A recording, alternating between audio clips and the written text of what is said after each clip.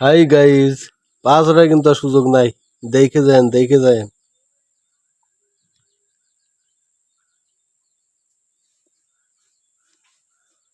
নারী চাটার সুযোগ আছে, বুঝছেন?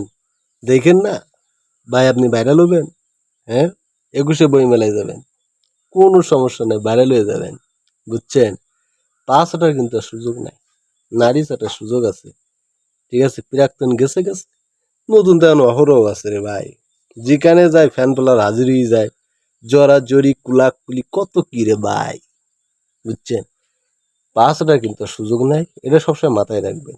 নারী চাটার সুযোগ আছে।